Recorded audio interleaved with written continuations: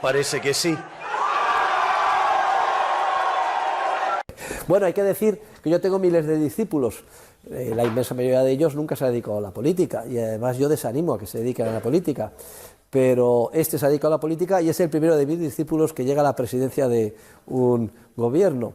La alegría y el honor que implica ser el primer presidente liberal libertario de la historia de la humanidad. Es interesante porque es una persona formada en contra del estereotipo o la caricatura que en los medios de comunicación se quiere hacer de él. Él es catedrático de teoría económica, o mejor dicho, como dicen allí, profesor titular. Sabe perfectamente los argumentos, cosa que no sucede normalmente con los políticos, que son unos ignorantamus en materia de ciencia social. Hoy empezamos a dar vuelta a la página de nuestra historia y volvemos a retomar el camino que nunca deberíamos haber perdido. Hoy se termina el modelo empobrecedor del Estado omnipresente, que solo beneficia a algunos mientras la mayoría de los argentinos sufren. Milei es un personaje peculiar porque se conoce perfectamente los argumentos y en los debates pues fácilmente desmonta a sus oponentes, pim pam pim pam. El modelo de la casta está basado en una premisa que dice que donde hay una necesidad nace un derecho. El problema es que las necesidades son infinitas y los derechos hay que pagarlos y los recursos son finitos. Eso no es un problema para los economistas de verdad, porque eso se resuelve con mercados, con propiedad privada y precios libres y sin intervención estatal. Pero eso no es lo que le gusta a la casta política, que le gusta intervenir. Lo que pasa es que tiene unas formas muy, aparentemente, de la perspectiva nuestra, muy agresivas. A veces parece que se pone a gritar, que es un energúmeno o que pierde los papeles.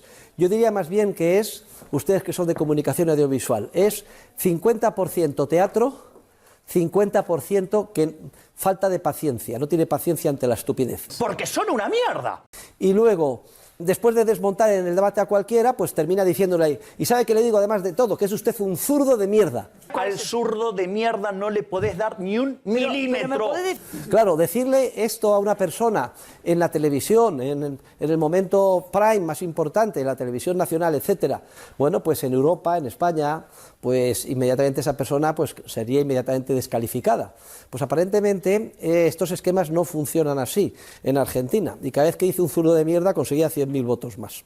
Hay muchas explicaciones sobre a qué se puede deber esto. La situación allí es realmente desesperada y tengan en cuenta que nunca ha triunfado una reforma en la buena dirección hacia el desmantelamiento del Estado, salvo en circunstancias muy aciagas o de desastre social. Tenemos el caso más conocido, que es el triunfo de la economía de mercado, economía social de mercado, en la Alemania posterior a la Segunda Guerra Mundial. Alemania absolutamente destruida por los bombardeos, en una situación de agobio, todas las ciudades convertidas en escombros, tiraron millones de toneladas de bombas los aliados sobre Alemania, y había una escasez generalizada de todos los bienes de primera necesidad, pan, mantequilla, patatas y hambre física. Y entonces las potencias ocupantes solo se les ocurrió, asesorados por sus expertos ingenieros sociales, establecer precios máximos y cartillas de racionamiento. Y Adenauer pues monta su gobierno, y ¿quién elige de ministro de Economía? Un amigo de él que se llamaba Ludwig Erhard. Erhard había sido alumno de Röpke y Mises, el autor de nuestro libro de texto, y Erhard se sabía la teoría. Entonces, un fin de semana le convence a Adenauer y le dice que todo lo que están haciendo las potencias ocupantes es una locura y que hay que hacer una reforma radical, un golpe de timón, terapia de shock absoluta. Y promulgan un decreto que sale publicado a las 8 de la mañana del lunes siguiente, que dice, artículo único: quedan eliminados en la República Federal de Alemania todos los precios máximos, mínimos, toda la intervención y todas las cartillas de racionamiento. ¿Y sabe qué pasó ese lunes? Cuando los alemanes, con su país destruido, leyeron el decreto, que se haya liberalizado todo de golpe. Todo de golpe. De debajo de las piedras y de los escombros de todas las ciudades alemanas se montaron innumerables mercados espontáneos llenos a rebosar de patatas, cebollas, leche, pan. Y fue tan obvio que se lo tuvieron que envainar las potencias ocupantes, y ahí fue el comienzo del llamado milagro económico alemán. En alemán Wirtschaft, economía, Wunder, milagro.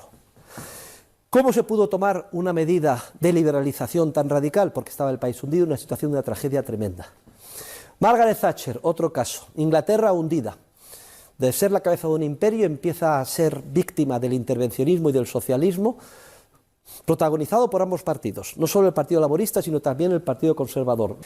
Y va perdiendo puntos y puestos hasta que la renta per cápita de Inglaterra cae por debajo de la de Italia. Fíjense ustedes la situación como estaba, un país totalmente destruido, en manos de los sindicatos, que ponían y deshacían a su antojo gobiernos. Era una situación tan trágica que solo en ese contexto se entiende que saliera adelante Margaret Thatcher, ganara las elecciones y también hizo una reforma radical. Acabó de una tacada con todos los privilegios de los sindicatos y liberalizó todos los mercados. Era muy lista, previamente había acumulado carbón a tutiplén para poder pasar el invierno y evitar el chantaje de que los sindicatos dejaran sin calefacción a toda la población. Y ahí viene el triunfo de la revolución liberal, conservadora, de Thatcher en Inglaterra y de Ronald Reagan en Estados Unidos. Y antes de las elecciones yo me preguntaba, ¿será la situación tan catastrófica en Argentina como para que se pueda producir un vuelco en las elecciones? Y parece ser que sí. Argentina lleva 100 años de decadencia. Argentina inició el siglo XX siendo el país más rico del mundo. Hoy, al tipo de cambio paralelo, somos 130. Tenemos 45% de pobres, 10% indigentes y una inflación caminando al 300% en la punta, con alto riesgo de hiperinflación. Todo fruto del socialismo, porque allí se han intentado todas las medidas de redistribución, intervención, etcétera. Tremendo. Pues parece ser que sí. Ahora se la juega Milei en esta oportunidad, porque una de dos, o toma inmediatamente vía decreto todas las medidas de golpe en plan terapia de shock al día siguiente o la semana siguiente, o si no está perdido. Le pasará como a Macri, su predecesor, será un fracaso y además ese fracaso se achacará a las ideas de la libertad. Luego estamos en un momento clave desde el punto de vista histórico. Quiero decirles que no es fácil la gesta que se viene.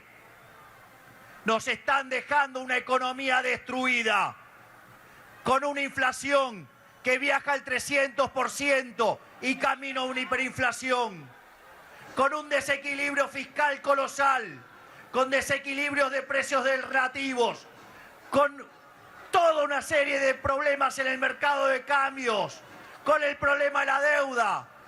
Pero quiero decirles algo, tenemos la determinación para poner en caja las cuentas fiscales, tenemos la determinación para arreglar los problemas del Banco Central, tenemos la determinación para poner de pie a Argentina y salir adelante. No obstante esto, tengo que decir que para gran regocijo mío, he seguido las elecciones y he seguido los comentarios de Televisión Nacional. Lo de Televisión Nacional ha sido vergonzoso, invitando a todos a enemigos de Milei, contactando con el que ha escrito la biografía El Loco, todo el mundo interpretando que es un loco, un desquiciado, etcétera. Pero mi regocijo era grandísimo, porque por primera vez he visto que de manera generalizada se ha empezado a hablar en las redes, en los medios, en la televisión nacional controlada por el gobierno, en la radio nacional, del anarcocapitalismo. Que si el anarcocapitalismo para arriba, que si el anarcocapitalismo para abajo. Y fíjense ustedes qué loco está este, que pretende acabar con el Estado, los subsidios, reducir los impuestos, dejar libertad a todo el mundo. Estará loco. Decía Mises que lo importante es que hablen de uno, aunque sea mal. Y más de una persona que escuche se le queda en el subconsciente y dirá, pues a lo mejor no está tan loco. Esto de acabar con los subsidios, las ayudas, que nos conviertan a todos en dependientes, bajar los impuestos y dar una oportunidad a la libertad, a lo mejor no está tan mal. Y me encanta que empiece a sonar lo de anarcocapitalismo, porque el que ha introducido el término en España y en gran medida en el mundo es un servidor. Y que un presidente del gobierno se declara anarcocapitalista, pues ya me parece para el máximo honor. Yo soy anarcocapitalista porque creo en el orden espontáneo, creo que el mercado es la máxima expresión de la voluntad individual, creo en la mano invisible, donde cada uno de nosotros, guiados por nuestros propios intereses, conduce ello al bienestar general, y además siento un profundo desprecio y odio por el Estado, porque el Estado es nuestro enemigo. No se dejen ustedes engañar pensando que Milei es un ultraderechista o que es compañero de viaje de Donald Trump o de Bolsonaro, etcétera. No tiene nada que ver. Donald Trump es un intervencionista tremendo. Es partidario de subir los aranceles. Es enemigo del comercio libre. Quiere proteger la industria norteamericana estableciendo muros a la libre importación de bienes y servicios. Es justo lo contrario de lo que defiende Milei, que no es un ultraderechista, es un ultraliberal. Donald Trump quiere manipular el dinero, que se bajen los tipos de interés y que se haga inflación, cuando Milei quiere hacer justo lo contrario, volver a una moneda fuerte y acabar con el Banco Central. No tiene absolutamente nada que ver. Milei es un verdadero liberal, mientras que Donald Trump y los otros compañeros de viaje son populistas de derecha que defienden el socialismo de derecha, el intervencionismo del Estado en la economía, no la libertad. Hoy retomamos el camino que hizo grande este país. Hoy volvemos a abrazar las ideas, la libertad, las ideas de Alberdi.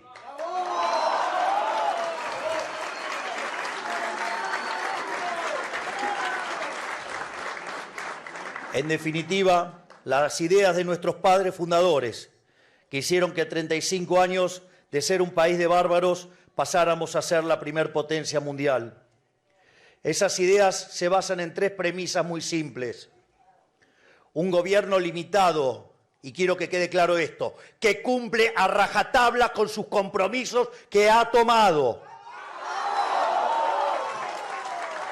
Respeto a la propiedad privada y comercio libre. Y viva la libertad, carajo.